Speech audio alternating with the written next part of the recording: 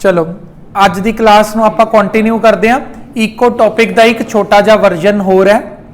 देखो जिवें कि कल आपां ने इको नूं बहुत अच्छी तरह समझ लिया, उहदे सारे इफेक्ट्स समझे, उहदियां कंडीशन समझियां। थोड़ा जिहा पार्ट इको का रह गया, फिर आपां अगे क्लास नूं कंटिन्यू करते हैं। रीवर्बरेशन, रीवर्बरेशन की हुंदा है? कईयां नूं लगदा भी ये इको ही है, पर ये इको नहीं है। बुक के अंदर नोट बने होया पेज नंबर 150 ते उत्थों दी रीडिंग करो मेरे नाल। देखो point number 2, if there are repeated reflections at the reflecting surface sound get prolonged, this effect is known as reverberation.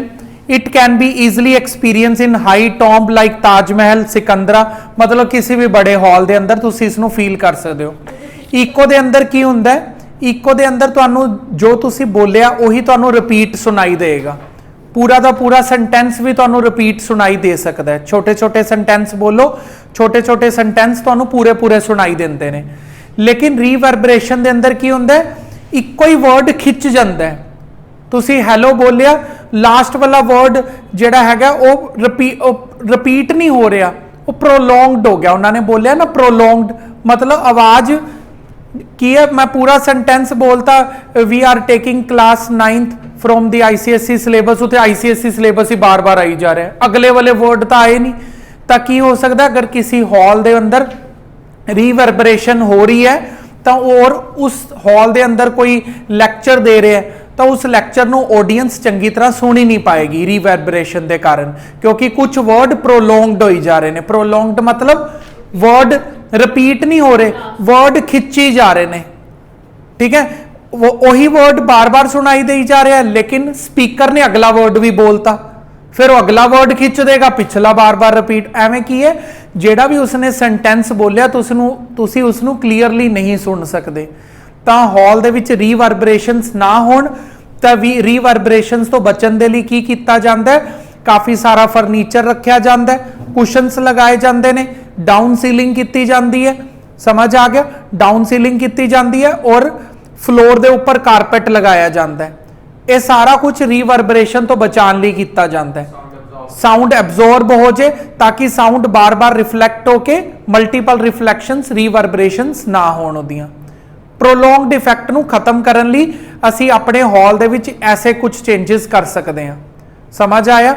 अगर तुहानूं कदी मौका मिले जिथे कि सॉन्ग्स रिकॉर्ड हुंदे ने, जिवें कोई सिंगर है, उन्हें कोई सिंगर ने अपना सॉन्ग रिकॉर्ड करना स्टूडियो, सिंगिंग स्टूडियो च अगर तुहानूं कदी जाण दा मौका मिले तो उत्थे तुसी देखना उन्होंने दीवारां दे उपर इन्ने मोटे मोटे कुशनस लगाए हुंदे ने।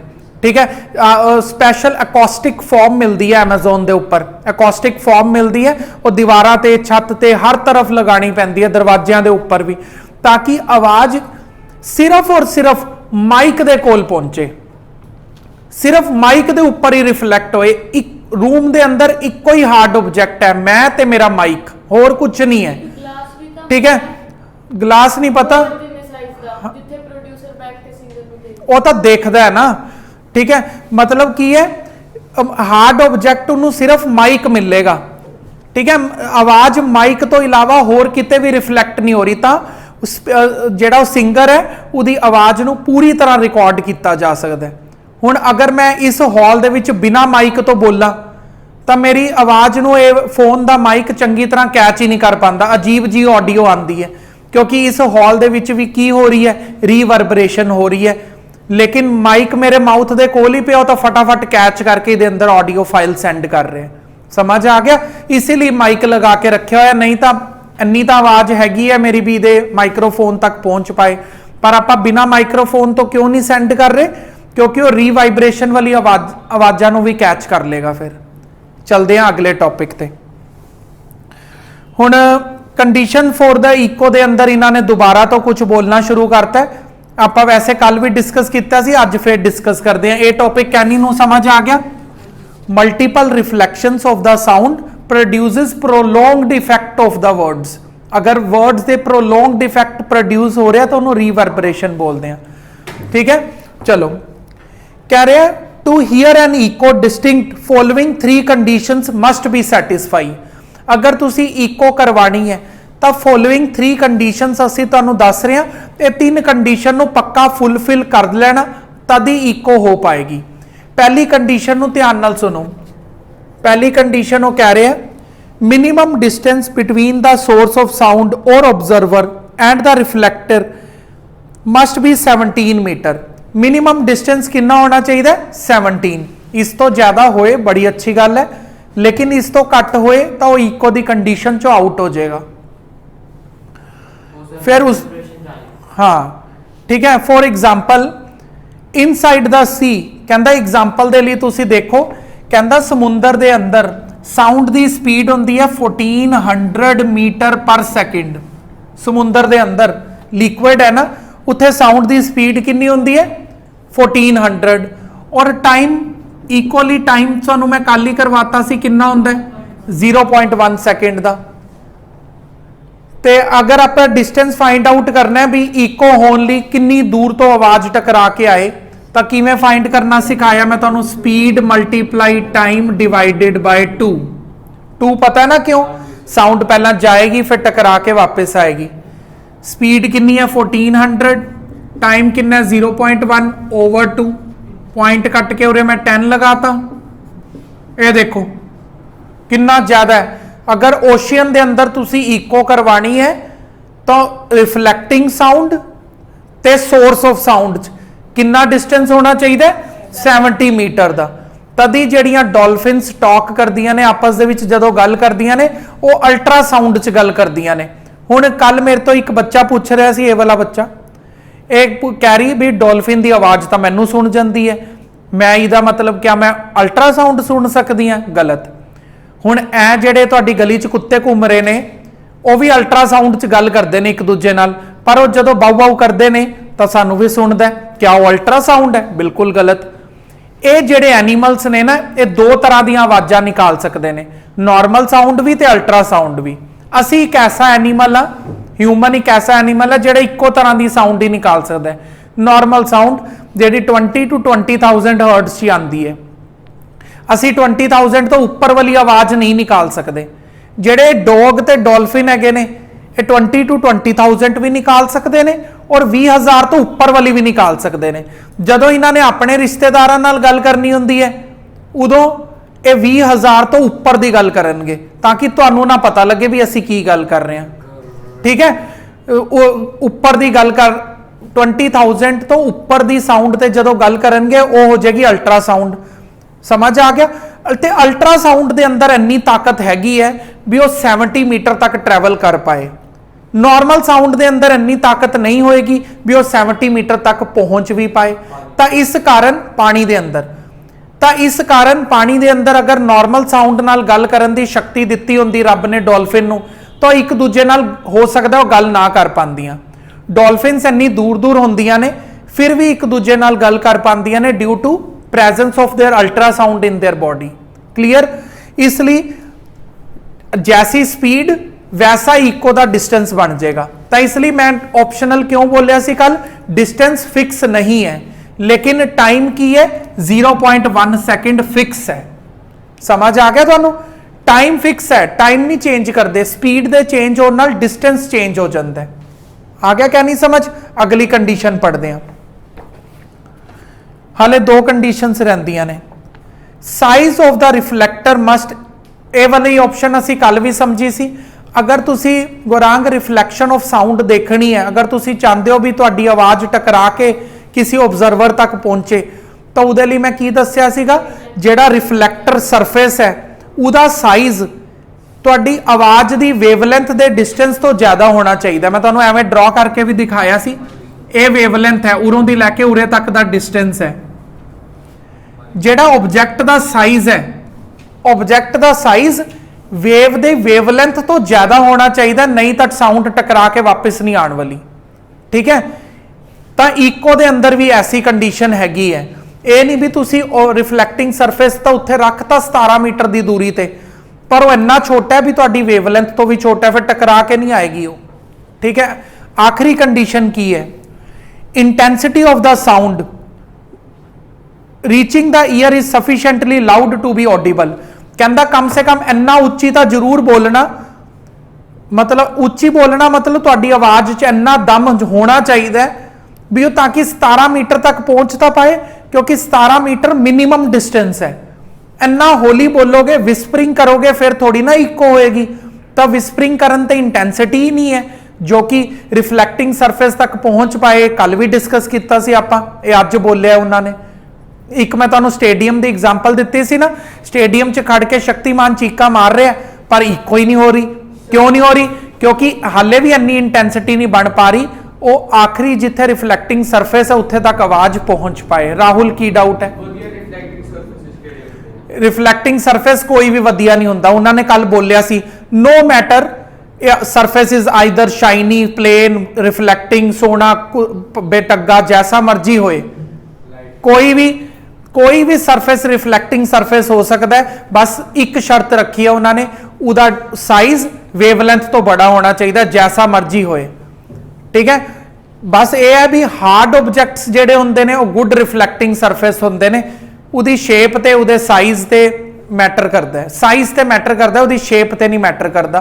पॉलिश सरफेस है कि नहीं है ये भी नहीं मैटर करता। ठीक है, हुण असीं पढ़ांगे अगला टॉपिक। हुण असीं पढ़ांगे यूजेस ऑफ इको। इको दे की यूजेस ने, ह्यूमनस की यूज करते हैं, एनीमल्स दे तां एक दो बार मैं बोल भी दिता है। कल भी दस्सिया सी बैट यूज करते हैं अल्ट्रासाउंड नूं, साउंड टकरा के जदों उहदे ईयर्स तक दोबारा पहुंचती है तो उन्होंने पता लगता है भी जेड़ा की कहते ऑब्सटैकल है, चाहे उहदा कोई प्रे है वो कितनी दूर है। अज आप पढ़ांगे uses of echo. They can, हाँ, echo find their applications in the sound ranging, echo depth sounding by the ultrasonic waves. ठीक है, ਇਹਦੇ ਵਿੱਚ ਸਾਊਂਡ ਰੇਂजिंग ਟੈਕਨੀਕ ਯੂਜ਼ ਕੀਤੀ ਜਾਂਦੀ ਹੈ, SONAR, Sonar, sound navigation and ranging. ठीक है, साउंड नैविगेशन एंड रेंजिंग ਦੇ ਅੰਦਰ ਕੀ ਹੁੰਦਾ ਹੈ, ਸ਼ਿਪ ਦੇ ਨੀਚੇ ਲੱਗਿਆ ਹੁੰਦਾ ਸਮੁੰਦਰ ਤਲ ਦੀ ਗਹਿਰਾਈ ਨੂੰ ਨਾਪਣ ਦੇ ਲਈ। ਇੱਥੋਂ ਅਲਟਰਾਸਾਊਂਡ ਐਮਿਟ ਕਰਦੇ ਨੇ। ਅਲਟਰਾਸਾਊਂਡ ਜਿਵੇਂ ਸ਼ਿਪ ਤੇ ਲੱਗਿਆ ਹੋਇਆ ਹੈ, ਇੱਥੇ ਇੱਕ ਟਰਾਂਸਮਿਟਰ ਹੁੰਦਾ ਹੈ, ਉਰੇ ਇੱਕ ਰਿਸੀਵਰ ਹੁੰਦਾ ਹੈ। ट्रांसमिट अल्ट्रासाउंड ट्रांसमिट करता है ते रिसीवर नोट करता है भी उहदे कोल किन्ने टाइम बाद टकरा के वापस आई है। समझ आया? किन्ने टाइम बाद उहदे कोल टकरा के वापस आई है, इत्थे टाइम नोट कर लेंदे ने। मान लिया भी टाइम एक्स है, टाइम नोट कर लिया। स्पीड तो उन्होंने पता ही है, अल्ट्रासाउंड पानी के अंदर किन्नी स्पीड नाल जाएगी वो इन्होंने स्पीड पता होंदी है, किन्नी स्पीड है उन्होंने आपां वाई मान लेंदे हैं। डिस्टेंस किवें लभणगे, वो speed multiply by time divided by 2, तो Y multiply X divided by 2 कर लेंगे, पता लग जाएगा जिथे शिप खड़ा है उहदे तो जिहड़ा सी बैड है वो किन्नी दूरी ते है। आ गया ना समझ? किन्ना टाइम लग्या रिसीवर तक पहुंचण नूं, ते ये उन्होंने पता होना चाहिए भी अल्ट्रासोनिक जिहड़ी असीं वेव पास कर रहे हैं ये पानी दे अंदर किन्ने स्पीड ते ट्रैवल करती है। स्पीड पता होनी चाहिए, टाइम है रिसीवर नोट करेगा। दोनों को मल्टीप्लाई करके 2 नाल डिवाइड किया, डिस्टेंस पता लग गया। हुण पुछ की डाउट है?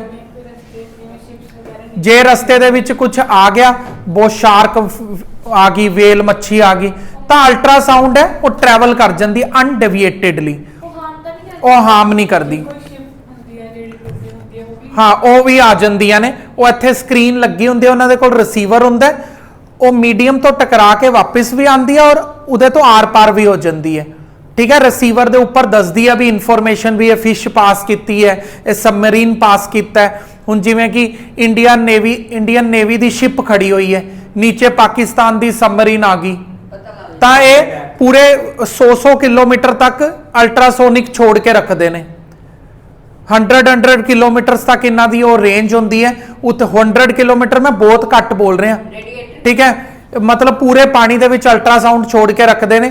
इन्हों के वेव्स के रस्ते च कुछ भी आता है ना, उत्थों दी टकरा के नाल दी नाल वेव वापस आती है, रिसीवर के उपर इनफॉर्मेशन दिंदी है। नहीं, बिल्कुल कोई इफेक्ट नहीं होता, वो तो आप छड्डदी फिरदियां ने, उन्होंने की इफेक्ट होएगा? हाँ, चलो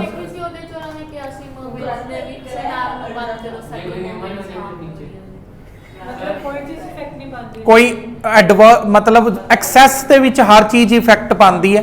एक्सैस दे विच करोगे तो बुरा असर हो भी सकता है। ठीक है, लिमिटेड कंडीशन च कोई बुरा असर नहीं होता ना, कुछ नहीं। सोनार हर चीज ਨੂੰ डिटेक्ट कर पाता है। अगला देखो, they can be confined to a narrow beam, मतलब बहुत ही पतली जी रेडिएशन भी असी इनू बना सकते हैं, बहुत छोटी जी जगह तो भी ये पास कर सकती है। It can be not easily absorbed in a medium, ऐसा कोई भी मीडियम नहीं है जो इसनू एब्जॉर्ब ही कर ले। ठीक है, एक देखो एक सोनार होंदी है, बाहर वाले पासे रडार होंदी है। रडार ये एक्स्ट्रा नॉलेज दे रहे हैं, सिर्फ सुनना है, डाउट नहीं बोलेंगे कोई इहदे चों। रडार की होंदा है? रेडियो डिटेक्शन एंड रेंजिंग, जिवें साउंड नैविगेशन एंड रेंजिंग होंदा है, रेडियो डिटेक्शन एंड रेंजिंग होंदा है। ये शिप्स यूज करते हैं, ये एरोप्लेन्स यूज करते हैं। समझ आ गया? ये देखो, ये इत्थे एक एयर बेस है, इंडियन एयर बेस। इत्थे कोई भी एरोप्लेन अंदर नहीं एंटर कर सकता। ठीक है, कोई भी प्लेन बाहर दी कंट्री दा अंदर एंटर नहीं कर सकता जिन्नी देर तक एयर बेस उन्होंने परमिशन ना दे दे भी तुसी साडी एयर स्पेस च आ सकते हो।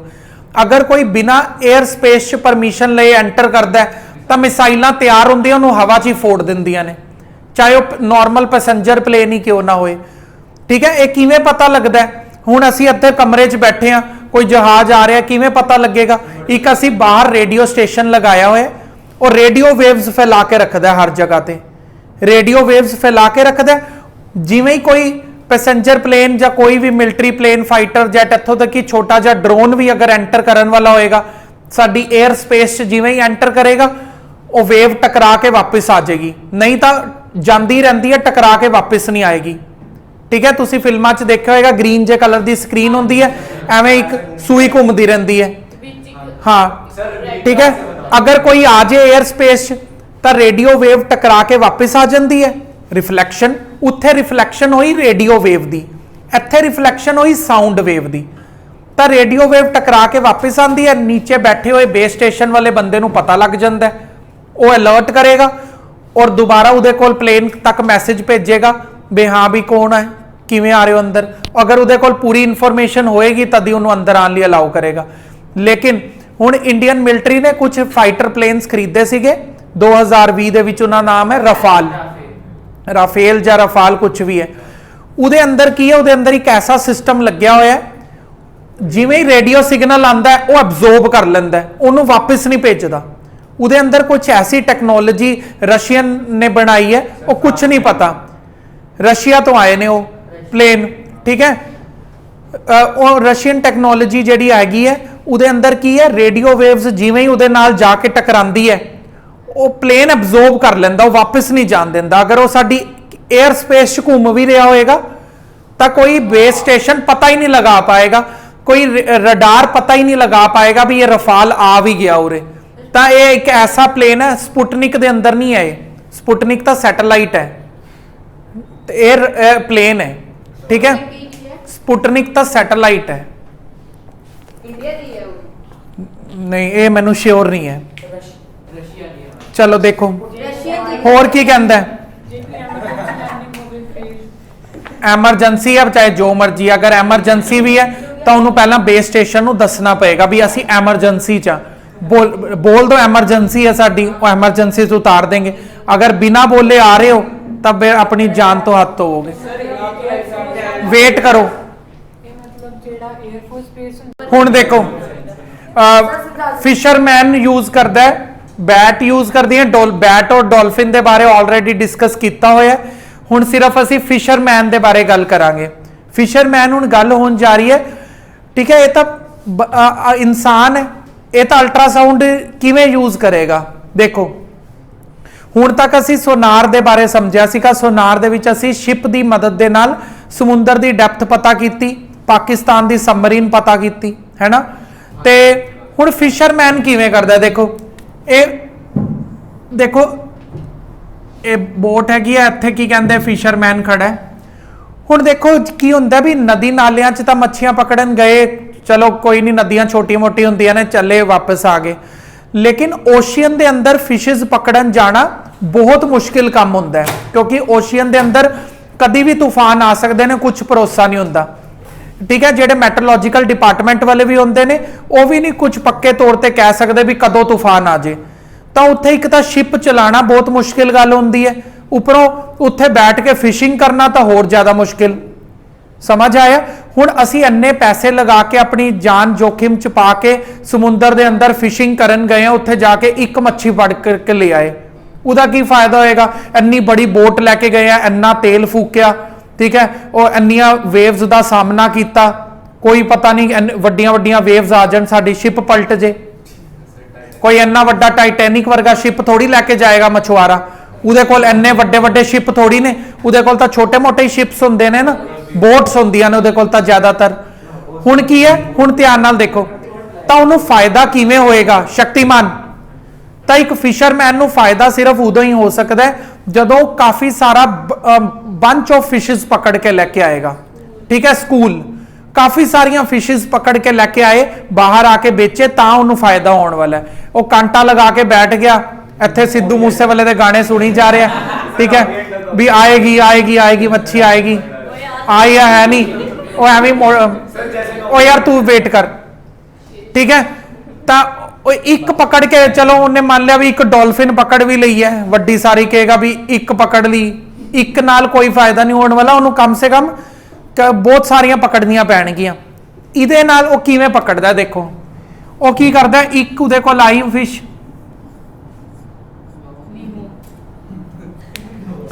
ਜਿਵੇਂ ਇੱਕ ਫਿਸ਼ ਆਈ, ਪਹਿਲਾਂ ਇੱਕ ਫਿਸ਼ ਨੂੰ ਇਹ ਪਕੜਦੇ ਨੇ, ਉਹਨੂੰ ਮਾਰਦੇ ਨਹੀਂ ਹੈ।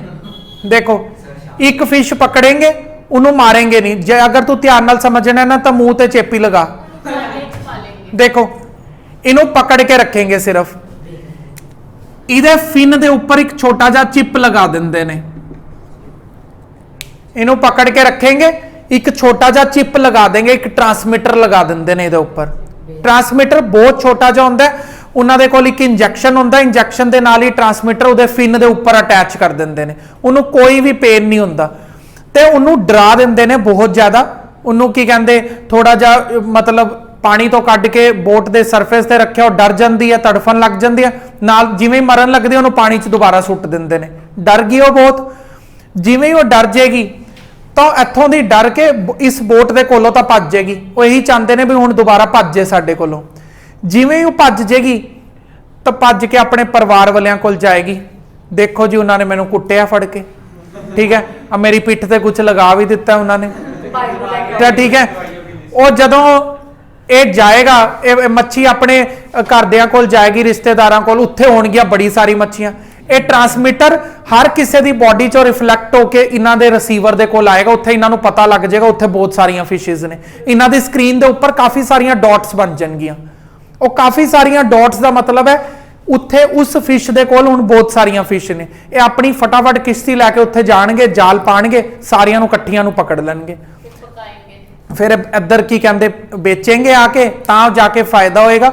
ਤਾਂ ਫਿਸ਼ਰਮੈਨ ਨੇ ਕੁਝ ਇਸ ਤਰੀਕੇ ਨਾਲ ਸਾਊਂਡ ਰਿਫਲੈਕਸ਼ਨ ਨੂੰ ਯੂਜ਼ ਕੀਤਾ ਜ਼ਿਆਦਾ ਮੱਛੀਆਂ ਨੂੰ ਪਕੜਨ ਦੇ ਲਈ। ਸਮਝ ਆ ਗਿਆ? ਹੁਣ ਇੱਕ ਹੋਰ ਪੁੱਛਦੇ ਆ, ਫਿਰ ਤੇਰਾ ਡਾਊਟ ਲੈਂਦੇ ਆ। सोनार ਨੂੰ ਆਪਾਂ ਪੜ ਚੁੱਕੇ ਆ, ਮੈਡੀਕਲ ਪਰਪਸ ਵਾਸਤੇ ਪੜਦੇ ਆ। ਦੇਖੋ ਮੈਡੀਕਲ ਪਰਪਸ ਵਾਸਤੇ ਕਿਵੇਂ ਯੂਜ਼ ਹੁੰਦਾ, ਦੇਖੋ ਮੈਡੀਕਲ ਪਰਪਸ ਵਾਸਤੇ ਆਪਾਂ ਯੂਜ਼ ਕਰ ਸਕਦੇ ਹਾਂ, ਜਿਵੇਂ ਕਿ ਮਦਰ ਬੋਡੀ ਦੇ ਅੰਦਰ ਫੀਟਸ ਦੀ ਗਰੋਥ ਨੂੰ ਚੈੱਕ ਕਰਨ ਵਾਸਤੇ, ਫੀਟਸ ਕਿੰਨਾ ਗਰੋ ਕਰ ਰਿਹਾ ਬੋਡੀ ਦੇ ਅੰਦਰ, ਯੂਟਰਸ ਦੇ ਅੰਦਰ ਕਿੰਨਾ ਗਰੋ ਕਰ ਰਿਹਾ, ਤਾਂ ਆਪਾਂ ਅਲਟਰਾਸਾਊਂਡ ਦੇ ਨਾਲ ਆਪਾਂ ਉਹਦੀ ਗਰੋਥ ਨੂੰ ਚੈੱਕ ਕਰ ਸਕਦੇ ਹਾਂ, ਉਹਦੀ ਹਾਰਟ ਬੀਟ ਨੂੰ ਸੁਣ ਸਕਦੇ ਹਾਂ। ठीक है, सुन नहीं सकते, एक पिक्चर के उपर ड्रॉ करके आ जाएगी, पता लग जाएगा उत्थे हार्ट पंप हो रहा है स्क्रीन के उपर। हाँ, ब्लैक एंड वाइट रहिंदी है स्क्रीन। तो होर की कर सकते हैं, जिवें एक्सरे होंदी है, एक्सरे तो हड्डियां नाल टकरा के आएगी ना वापस, वो इन्नी वधिया नहीं हैगी। जिहड़ी अल्ट्रासाउंड है वो टिश्यूज़ नूं भी दिखा दे सकती है। ठीक है, अल्ट्रासाउंड की हैल्प के नाल तुसी बॉडीज़ के टिश्यूज़ के अंदर की फ्रैक्चर होया, मसल्स के उपर नॉलेज लैनी है, तुसी अल्ट्रासाउंड के नाल देख सकते हो, मैडिकल परपस वास्ते है। ठीक है, होर इन्हां ने की लिखिया, कहंदा कार्डियोग्राफी, ईकोकार्डियोग्राफी। ईकोकार्डियोग्राफी की हुंदा है, हार्ट दियां वेव्स नूं ते हार्ट दे मसल्स नूं देखण दे लई भी हार्ट दी किहड़े मसल च की प्रॉब्लम आ रही है, तो ईकोकार्डियोग्राफी डॉक्टर यूज़ करदा है। उन्होंने ठीक है, इनू की बोलते हैं ECG, ਈਕੋਕਾਰਡੀਓਗ੍ਰਾਫ बना के एक वेव बन के आ जाती है ਤੇ ਉਹ ਡਾਕਟਰ ਨੂੰ ਇੰਨੀ ਪੜ੍ਹਾਈ ਤਾਂ ਉਹਨਾਂ ਨੇ ਕਰਵਾਈ ਹੁੰਦੀ ਹੈ, ਉਹ ਇੱਕ ਗ੍ਰਾਫ ਨੂੰ ਦੇਖ ਕੇ ਦੱਸ ਸਕਦੇ ਨੇ ਵੀ ਹਾਰਟ ਦੇ ਅੰਦਰ ਕੀ ਪ੍ਰੋਬਲਮ ਹੋ ਰਹੀ ਹੈ। ਆ ਗਿਆ ਸਮਝ? ਹੋਰ ਕੀ ਹੈਗਾ? ਹਿਊਮਨ ਹਾਰਟ ਦੀਆਂ ਇਮੇजेस ਲੈ ਸਕਦੇ ਹਾਂ ਅਸੀਂ, ਗੋਲ ਬਲੈਡਰ, ਲਿਵਰ, ਯੂਟਰਸ, ਵੋਮ, ਇਹਨਾਂ ਸਾਰਿਆਂ ਦੀਆਂ ਤੁਸੀਂ ਇਮੇजेस ਬਣਾ ਸਕਦੇ ਹੋ ਅਲਟਰਾਸਾਊਂਡ ਦੀ ਮਦਦ ਦੇ ਨਾਲ। ਕਿਡਨੀ ਸਟੋਨ ਵੀ ਆਪਾਂ ਪਤਾ ਲਗਾ ਸਕਦੇ ਹਾਂ, ਉਹਨਾਂ ਨੇ ਕੁਝ ਐਗਜ਼ਾਮਪਲ ਦਿੱਤੀਆਂ ਨੇ। ਹਾਂ, ਇਹ ਹਾਰਮਫੁਲ ਬਿਲਕੁਲ ਵੀ ਨਹੀਂ ਹੁੰਦੀਆਂ ਅਗਰ ਇੱਕ ਡਾਕਟਰ ਦੁਆਰਾ ਪ੍ਰਿਸਕ੍ਰਾਈਬ ਕੀਤੀ ਹੋਈ ਲੈਬ ਦੇ ਵਿੱਚੋਂ ਤੁਸੀਂ ਕਰਵਾ ਰਹੇ ਹੋ ਤਾਂ, ਕਿਉਂਕਿ ਜਿਹੜੀਆਂ ਲੈਬਸ ਹੁੰਦੀਆਂ ਨੇ ਅਗਰ ਤੁਸੀਂ ਕੀ ਕਹਿੰਦੇ ਦੇਖੋਗੇ, ਮੈਂ ਇਹਨਾਂ ਦੇ ਅੰਦਰ ਬਹੁਤ ਸਾਰਾ ਕੰਮ ਕੀਤਾ ਹੋਇਆ। ਠੀਕ ਹੈ, ਬਸ ਨੂਮੈਰੀਕਲਸ ਕੱਲ ਕਰਾਂਗੇ। Bye bye.